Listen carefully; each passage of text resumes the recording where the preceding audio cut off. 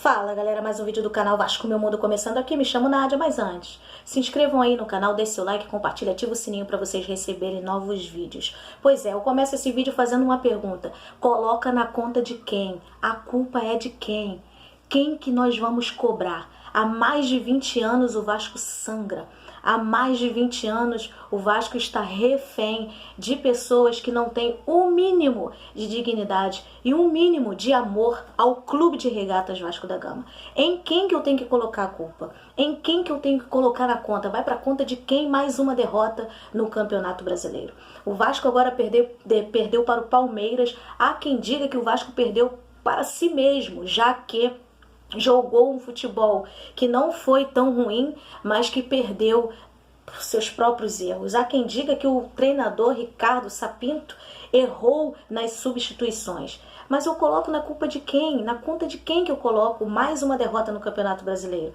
Eu tenho que colocar na culpa do treinador? Sim. Fez algumas substituições erradas? Sim.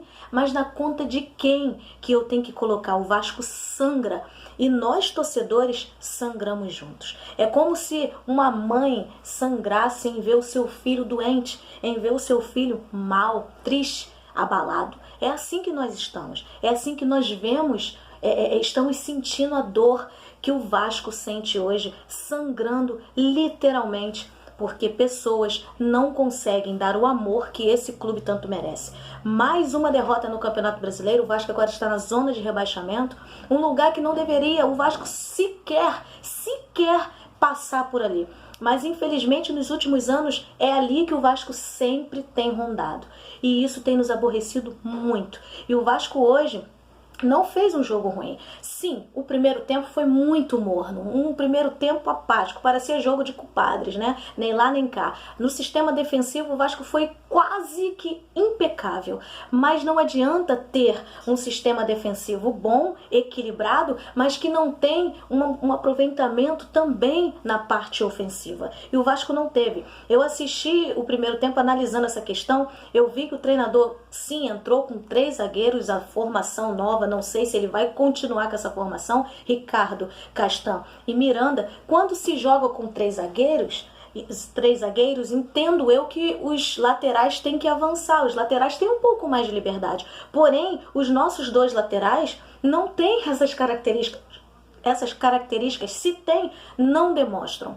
Há quem diga que o Neto Borges é um pouco melhor do que o Henrique. Por outro lado, o Léo Matos também ainda não mostrou aquele futebol que esperamos. E os alas, né, os laterais do Vasco não conseguem fazer aquele corredor, não conseguem dar amplitude, não conseguem dar aquele volume de jogo que o Vasco merece.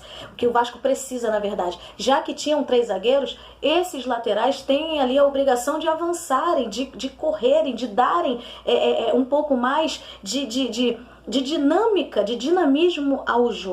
Infelizmente nós não temos isso, nós não vemos isso. O Vasco tem pouquíssimas vezes que chega-se a linha de fundo ali e cruza. Eu vejo jogadores laterais de outras equipes que fazem isso muito bem. E infelizmente o Vasco não tem, infelizmente, esses 2 caras que façam isso. Hoje, algumas substituições do Sapinto não foram legais. O Vasco começou muito bem, né? Ali, como eu disse, no sistema defensivo, mas infelizmente não consegue avançar. Fica naquele joguinho, chove não molha, não tem amplitude, não tem... O Vasco dá campo ao adversário, deu campo ao Palmeiras e infelizmente não jogou. O Vasco abdicou de jogar no primeiro tempo. Segundo tempo, praticamente parelho, né? Basicamente a mesma coisa ali. É muito difícil para mim comentar mais uma vez mais uma derrota do Vasco. O Thales não está jogando bem, alguns jogadores não estão jogando bem. Infelizmente o Vasco não tem peças de reposição e isso tudo tem atrapalhado o Clube de Regatas Vasco da Gama. O Vasco sangra dentro, fora de campo e o seu torcedor também sangra. Infelizmente mais uma derrota aí no Campeonato Brasileiro para o Palmeiras e o Vasco ali está na zona de rebaixamento, que nós acreditamos, sim, sempre, né, porque nós somos vascaínos, nós acreditamos que essa fase vai passar. Mas quando? Eu coloco na culpa de quem? Na conta de quem? Mais uma derrota no Campeonato Brasileiro. Pois é, agora esperarmos para ver a próxima partida, o Vasco conseguir 3 pontos, que é tão importante para que possamos sair da zona de rebaixamento. Infelizmente, uma derrota doída, porque o Vasco não jogou mal, mas infelizmente tropeça nas limitações que seu elenco tem. E que nós sabíamos que isso iria acontecer. Nós sabíamos. Nós avisamos aqui, há muitos vídeos atrás, há muito tempo nós avisamos que isso iria acontecer. Porque o Campeonato Brasileiro é campeonato de pontos corridos e precisa-se ter um elenco bem rechonchudo, vamos colocar assim, um elenco que tenha jogadores que possam substituir caso alguém venha, infelizmente, ficar de fora. Infelizmente, mais uma derrota, Germancano nada pôde fazer, Benítez também nada pôde fazer, e o Vasco, mais uma vez, infelizmente, mais uma derrota aí no Campeonato Brasileiro. Esperamos agora, nas próximas partidas, o Vasco consiga sim se encaixar, se entrosar e consiga aí uma vitória. Em quem que eu coloco essa derrota? Na conta de quem? Do Sapinto? Das eleições que tivemos sábado?